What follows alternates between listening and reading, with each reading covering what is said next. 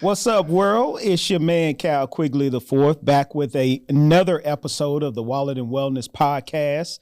I'm here with Pop Lock and Chris Randall. To my left, my main man on the ones and twos with the mental health. What's up, Doc? What's going on, sir? Man, I can't call it, brother. You Just all trying right? to keep it all together, man. Listen, that gold chain is shining. Well, thank you, man. You know, every once in a while I go give me something, you know what I'm saying, pull it out. You just never know what you might see on this podcast. This is but say, true. listen, we're here to teach everybody about how to get your wallet right. Mm-hmm. And then Chris is the guy that does your mental health, right? So we're always talking about different topics and how those two intersect. There's so much intersection, you know, between the two when we think about life in itself, right? I like it. So today we're going to talk about singlehood. I ain't going to lie, man. I had to do a little research, right? Because I hadn't been single, man. Me and Jessica been married for, 16 years now? And so, you know, I got pre-marriage Cal and post-marriage Cal. Yeah. So pre-marriage Cal, we left him back in the 80s. Like, Yeah. we don't talk to that dude. We don't call him. If he sent an email, we put it in the spam folder, You right? delete that. Delete that, right? Yeah, I had to come through a lot of things, man. But Jesus and Jessica got me to the other side, man. So, but yeah, singlehood, man. So let's kind of talk about, first of all, what that is. And you've been a little closer to single. How long you been married now? No, I've been married around the same time.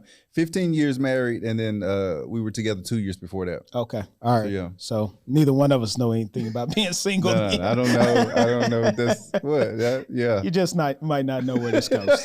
So, but yeah, let's tell the people what singlehood is. I think it's really clear. If you're not married, then you single. Oh, I got it then. Like, I just think that, because otherwise it's just too, you know, I'm single, we aren't married, but we've been together for 5 years. Or no, we live together, but we not, it's just like, if you're not married, then you single. It don't mean you don't love, you know, your girlfriend or your boyfriend or whatever, but when we talk about singlehood, we're talking about things, you know, pre-marriage. Gotcha. You know, Gotcha. yeah. I like it. I can dig it. So let me ask you this question then. Why are so many young people super connected but feel the loneliest they have in history? Why do you think that is the correlation? We came out the gate ready. He was Man, like, I'm coming "Listen, with it, man, because I need the people to know. shit," You his know? voice dropped. Let me see. What? No, I think again, we go like we talked about on another podcast.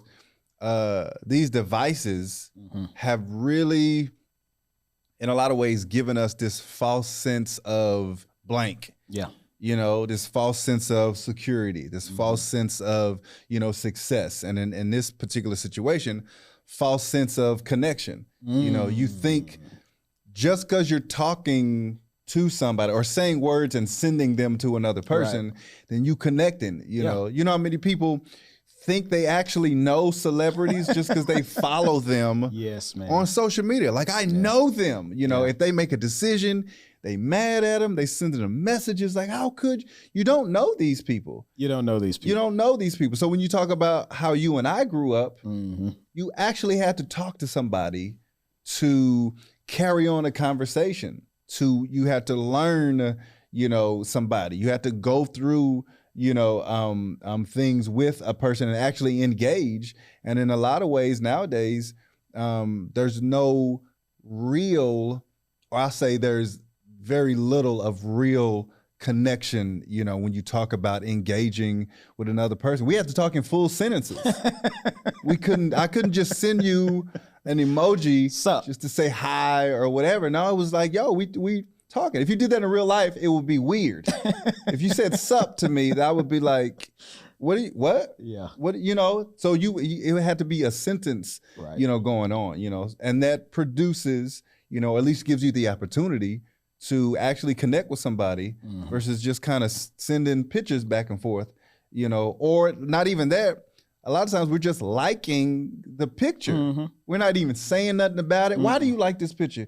Is it the clothes? Is it the scenery?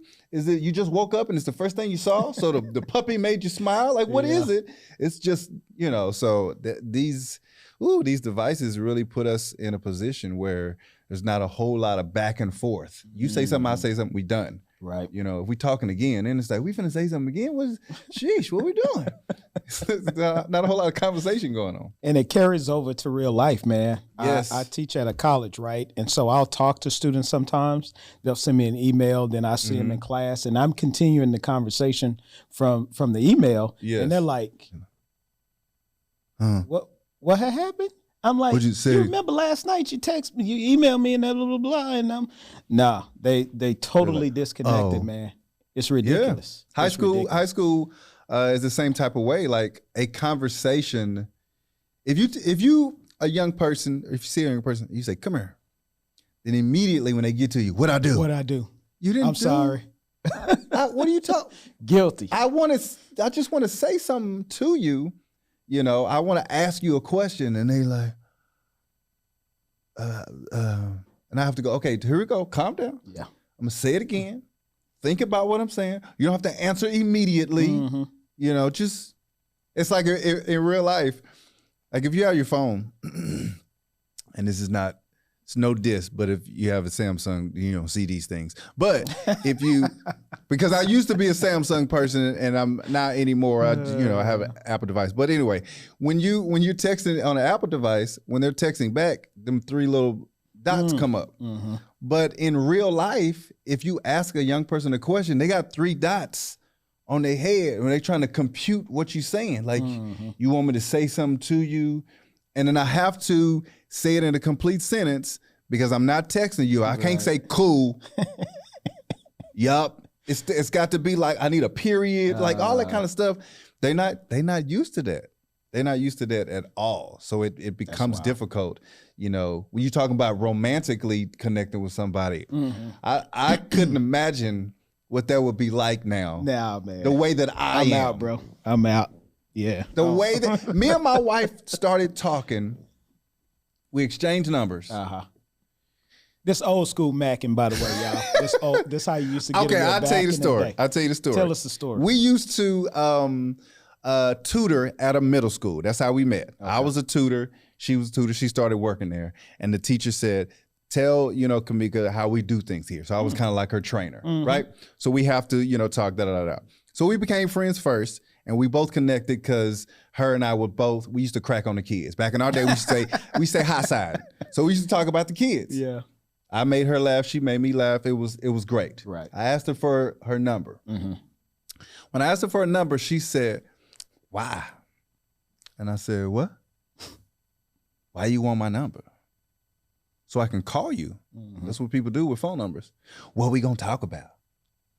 The same thing we're talking about at work, just when we're not at work. Why are you acting so weird? Now come to find out, she had been in a relationship that went kind of bad, so she was whatever. But the first time I called her, we talked on the phone that night for 6 hours. Man, that's old school there, boy. That's old. That's you talk old about everything. Yeah.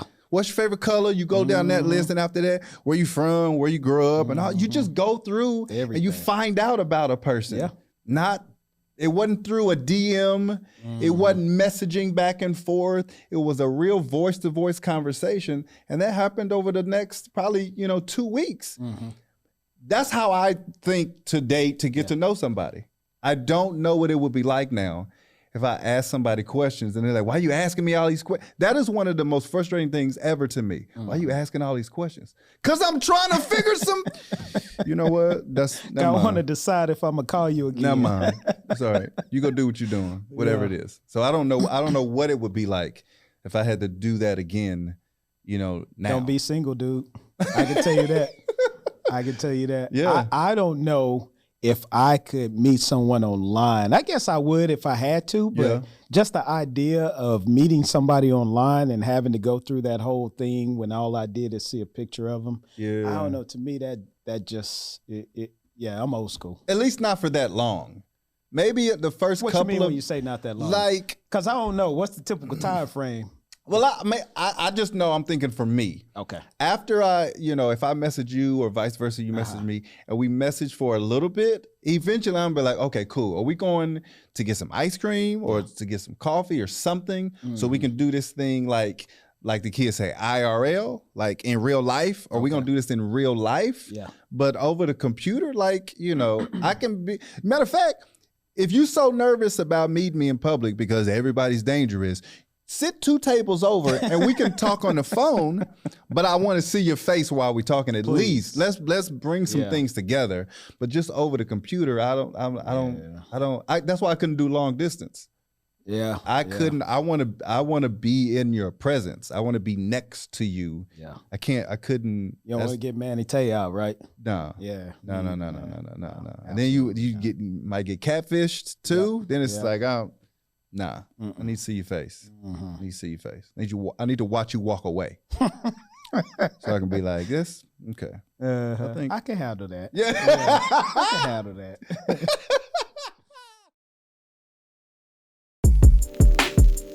This the Mix Show, the Imperial Mix Master JP. Check me out every Saturday night from 6 to 8.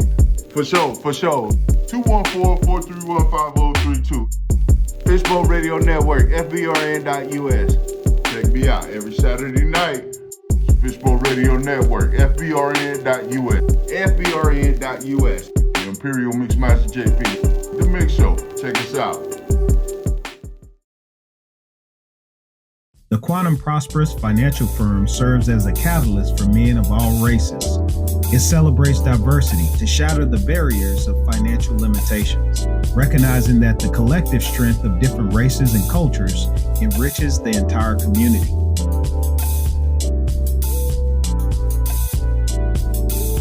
By fostering a spirit of collaboration and shared success, this group has created an empowering ecosystem where everyone can thrive. Join us as we shatter the glass ceiling of success for all and create a legacy of abundance. Quantum Prosperous.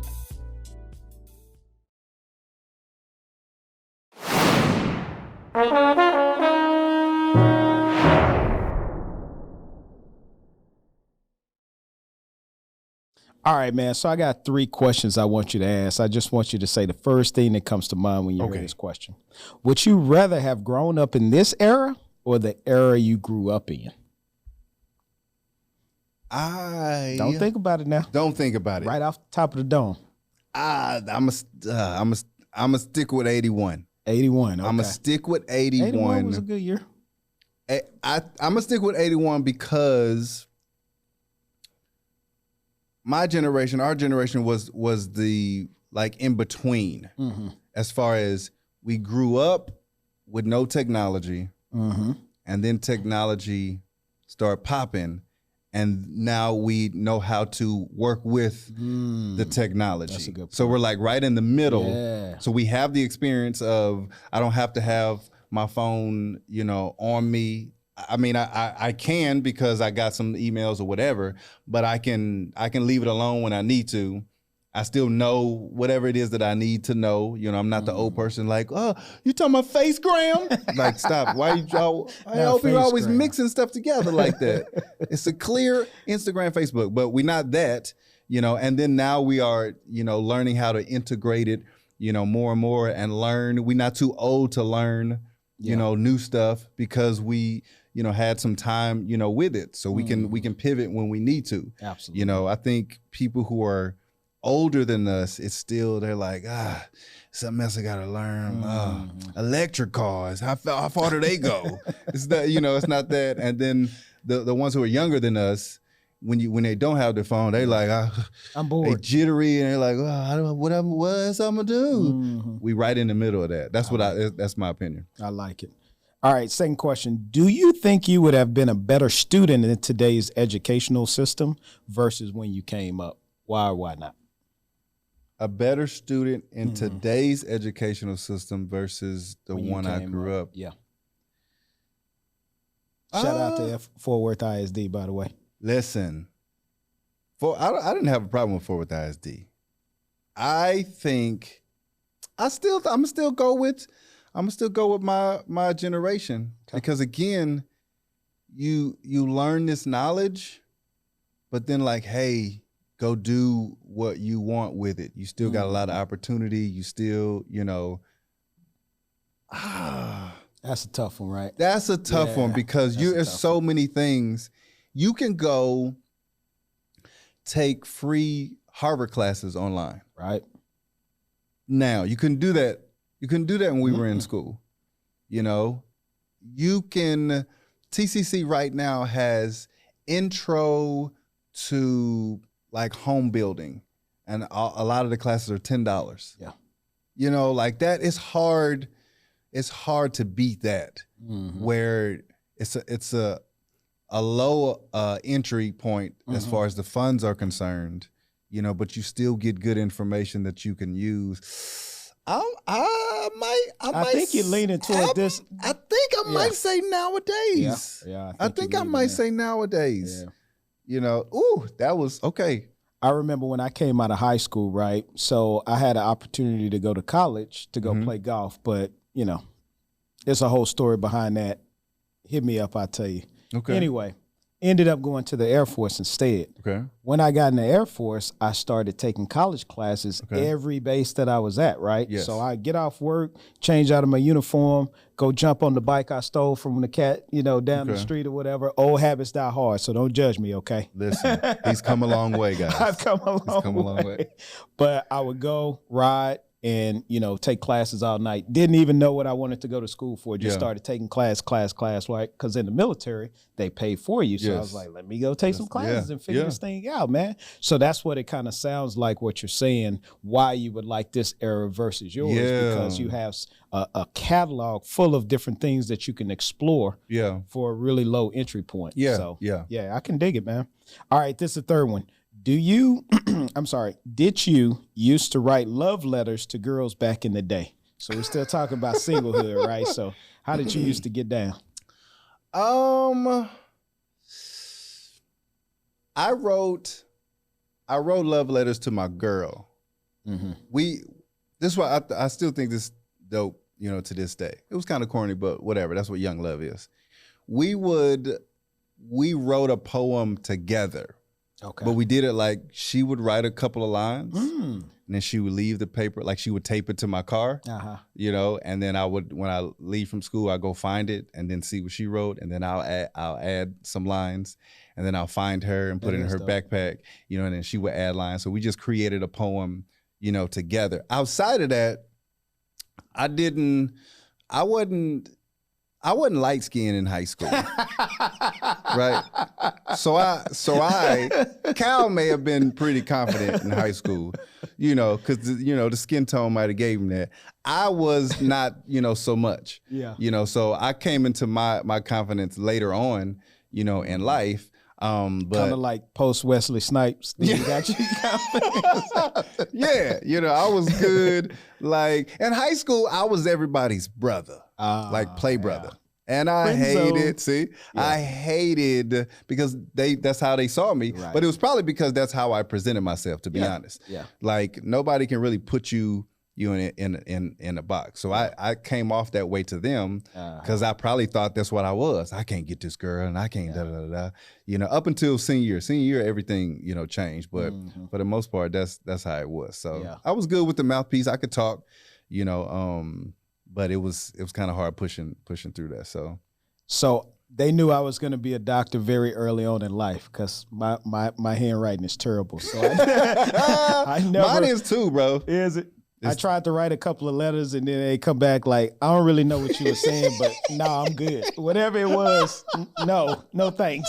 I'd be like, all right, let me go home and type some stuff up, right? Like, are you okay? But no, when you talk about confidence, man, I think with me, and I talked about this, I was speaking at a school not too long ago, I have irrational confidence. And I don't know where it started in life, but irrational confidence just basically means like, I don't think there's anything I can't do, you know, when it comes to women. I never thought that I couldn't have, you know, ex-woman or whatever, you know. And so even coming up and being single back in the day, I didn't have no game. I ain't gonna lie to y'all. You know, some guys get on here, they cap or whatever. I didn't have no game. Yeah. This is what I used to say. Listen, I can't be the man you want me to be, but if you want to hang out, give me a call. And then I'll write my number down and I leave. Okay. And know what you saying? You said that with no intention that was gonna work at all. It sounded like game to me.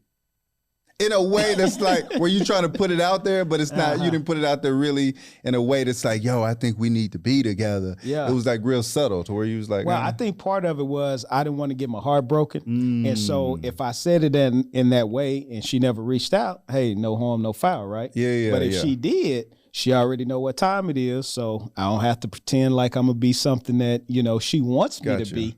I already told you I ain't nothing. So if you take me as I am, then you got to live with what comes with it. I can see that. I mean? A lot of light skin people have fragile hearts. Don't use that. So I can see. Don't use that, Battle. I'm just playing. It's all fun. I'm just playing. No, I can see that. I can see that. Because I used to one time. I wanted this girl's number, but I was nervous. And I didn't want to get rejected either. Yeah. So I asked her for an email address. I'm going to send you a corporate email and we're going to see if we can have dinner or something. I was like, hey, what's the email? Yeah. What's the email address? Did she give it to you? I don't think so. Now that I'm thinking about it, I don't think so. She's probably like, what email? Yeah. And we old, so she was like, what's that? She probably didn't even use email. Why did I have one? I don't know why. Please don't email me. That's funny. No. It's better than that now, but I get it, man. Yeah. Hearts are fragile.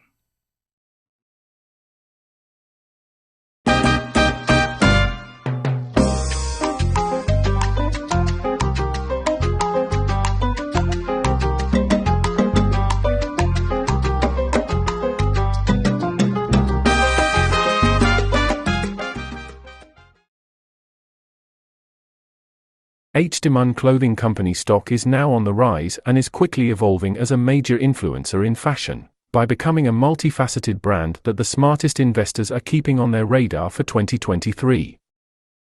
For a relatively young company, H. Demand is now forming strategic relationships with major brands to become the next big thing in fashion. And if you don't know, well, now you know. Urban design has always been at the forefront of any major design company. The influence is loved and respected worldwide. Everywhere you look, people are looking for the current new trend in fashion to look their flyest. Hence, the slogan of H. Demand. Come be fly with us.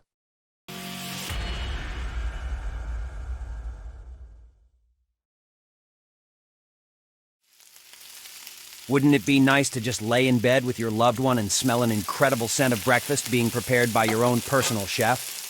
Well, let's make this a real situation. Book Chef Monte.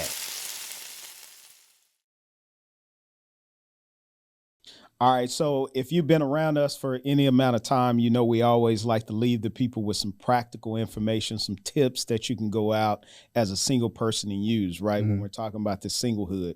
So the first thing I would say is tap into information like this and set goals around what you have in mind when you think about who you want to marry, right? So whenever you start thinking about, I want to be married one day, you got to have everything lined up, right? Not everything, but most things, right?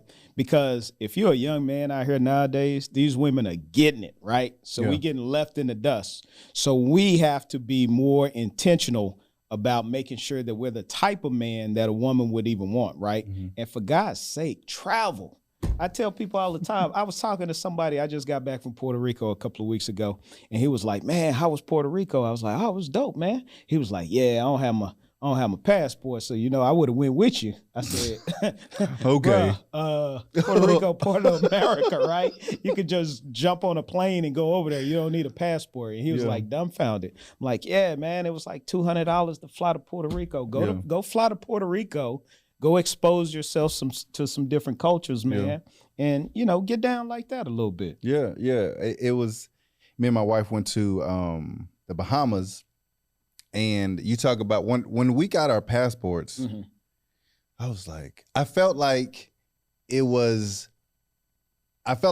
made me an adult even more so, because it's like, yo, we can go, we can go wherever now, especially, when you talk about the things that you want to have to, whatever, to secure your spot as an adult or whatever. It's like those things, those adult checkoff things that you want to have. And it was amazing to go and experience that with her, and to be in another place, with some different type of people. Like it was a dope experience, to see the water. Like it was really dope going through customs. Like it was just stuff that you go, I haven't done this. I haven't ever done this before, so it was a dope experience to have. So I agree. Yeah, definitely travel, because the thing about singlehood, I know a lot of people feel differently about it. Some people are kind of bitter because they want to be with somebody and they can't. I think another, good idea to have is, while you're single, take advantage of what those opportunities are that you have that you can't do when you can't just get up and go when you're, married, when you have kids. It's a lot more planning and preparation that has to go into it. So if you can, do things and travel like that, when you're single, it's really going to add a lot of value, to your life and the life that you have now to share with somebody else. Changes your mental state for sure. For me, that's one of the reasons why I like traveling. Yeah. Start investing as soon as you get your first gig. I always, when I mentor people or when I work with them through Quantum Prosperous, they're like, well, how much should I save? I'm like, you'd be surprised what $100 a month will do for you when you start talking about compound interest over time, right? So there's a rule, right? It's the rule of 72. It's how long it takes your money to double, right? And so if you earn at 1% interest rate, it'll take you 72 years to actually double your money, right? Nobody has 72 years to wait. And so when you start looking at different investments that are returning 8, 10%, 12%, those are the kind of things that you want to save up for, so that when the time is right and you have the money to invest, then you can get in those deals, right? Yeah. So that would definitely be something I would say, in regards to being single and getting yourself on the right road you need to be on, so you can be a compatible mate. Yeah, and I would even add to that on the wellness side, investing in yourself, mentally. Yep. And investing in yourself as far as good, man. You learning and growing yourself. It can be intellectually. Make sure you reading books or taking classes, all of those things, because not only do you want to be financially the best person you can be, so when you do link up with somebody, you can offer the best type of financial person you can. You also want to do the same thing intellectually, right? And mentally, so that is something that you can definitely do, for yourself, while you're single, investing in creating and building a better person. Absolutely. I love it. Number 3 for me, you're kind of in the same vein. Take an economics class from a community college in your area. You don't understand unless you are in this field, especially when we talk about investing.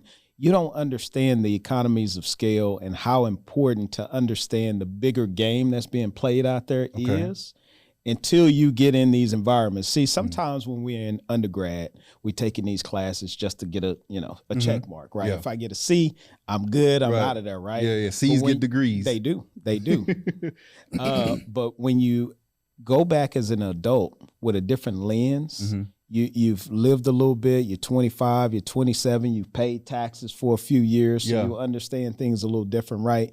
Taking a economics class, or even I would say like I was going to say quantum physics. Don't take a quantum physics class unless that's what you plan to do. Yeah. Accounting is actually what I was thinking of, but just kind of opening your mind to the idea of how money actually works and how it moves and flows it's a really good thing for people to do. Yes. I think the money can be really in a lot of ways vague to a lot of people, because you kind of growing up, you really only understand it, most people, one way. I'm going out. Yeah. I have money to buy things. Yes. That's what it is. That's how I get my food and pay my lights, But when you start to learn about the other stuff, learning how to make, or allow your money to work for you, right, then it's a different, type of, picture and mindset, that you have. And it's a different relationship with money. Yes. That occurs when you have that. So number 4 for me, start a business. I tell people all the time, it doesn't matter if you don't know exactly what you want to do with that business. Right. Start a business, start a LLC, start a 501c3, and just put it on the shelf. You know, we started our business, one of the first businesses we started 2 years before we actually did anything with it. And the advantage to that was we went to the bank after 2 years. You know, we had some rental property and the rent was paid through that account. So it looked good for us because we had recurring accounts, right? And so we went to the bank and we were like, hey, we have an idea. We want to do X, Y, and Z. And they were like, okay, well, how much money do you want? And we were like, how much can we get? They were like, well, your company's been in, business for 2 years. You have pretty good credit. Let's give you $10,000 to start out with. So we got to $10,000 that helped us jumpstart the company and do some things that we needed to do. We made the money back. We paid it back. But then that also helped our credit score go up as well. So just like your personal credit, the longer you have those accounts, the better it looks if you've paid those accounts off. The same thing holds true with your business. So start a business. It doesn't matter if you know what you want to do or not. Just let it sit on the shelf. Contact us. We'll help you figure out a vision for it. But then when you're ready to move forward, you're not having to start where you've already started. Yeah. I'll jump in on that because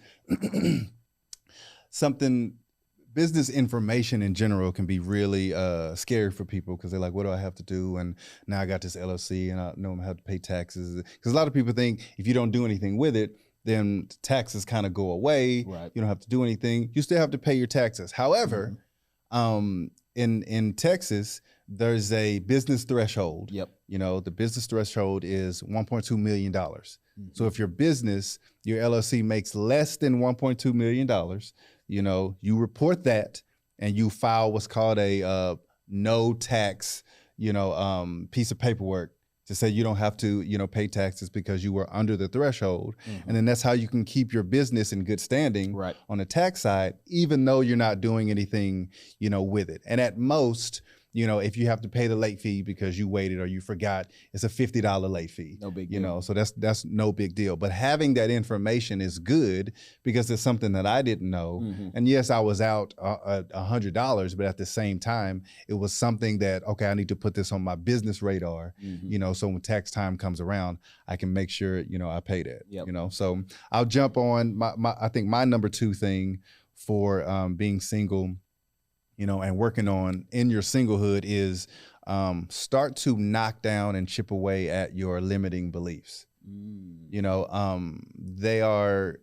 are a lot of things that you kind of grow up with, that a lot of times you don't even know that you're growing up with those, things. I need a degree in order to be successful. It's not true. Now, degrees are important.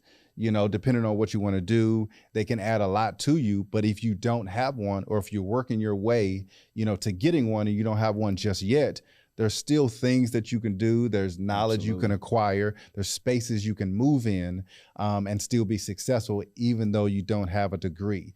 Some people feel like for whatever reason, I grew up on this side of town. I didn't grow up with both parents, or whatever the case is, I've been to jail before.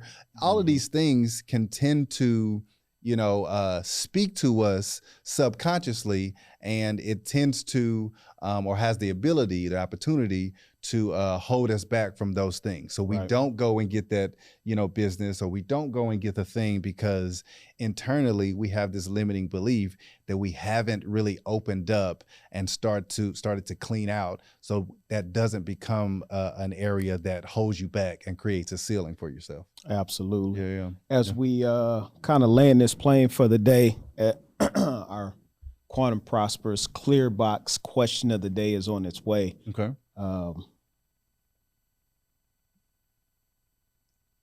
Do you? There we go. All right, let's see what we got. So in the box today, one of my favorite books of all time, Think and Grow Rich by Napoleon Hill. There's 2 versions of this. There's one, the original that came out in 1905, and then there's a second edition, the Think and Grow Rich, a Black choice by my man Dennis Kimbrough, and he co-wrote that with Napoleon Hill. If you haven't read these 2 books, you have to. I mean, these are just 2 books that you have to read. By the way, I don't want to shout out Spotify because they're not paying us yet, but you can go and listen to the audio book on Spotify. So let's see. Our question is from Nathan, it looks like, in Florida. What part of Florida? Gainesville. Okay. What would be the first thing you tell a single male or female on how to build wealth in today's society? Very good question, Nathan. The first thing I would say is you have to start learning about how to invest. That's the first thing. In this country, it's built for 2 things. It's built, one, for married couples. The faster you understand that, the easier life will be for you. And second, if your money is sitting, it's losing. Let me give you an example. If you put your money in the bank at the beginning of 2021, right, inflation rose from 3% to about 7.9. It's actually about 9.2 because some of the things that filter into inflation, they've been, kind of talking about and keeping out of the equation, but it's there. So if you just had money sitting in a savings account, that amount of money actually went negative because why? The dollar is worth less than it was before inflation. That's how the whole thing works, right?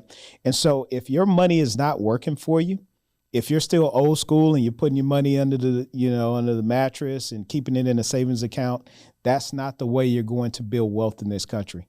People have to take chances. They have to invest. Again, if you have Apple products, you don't have to guess what to invest in. You already have the product in your hand. Just buy the things that you already are purchasing, right? Buy the stock to the company of the things that you're purchasing.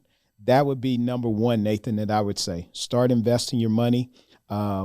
Create a budget for yourself so you'll have the money to invest, because in every budget, there's some extra fat, right? We either spend it or we're putting it in a savings account, but that's the money that you want to use to invest. All right, everybody. So that is the end of this episode. We appreciate everybody's love. Yes, sir. Keep sending the questions in. We love to answer your questions, right? So we'll see you next time, Dub Nation. Peace.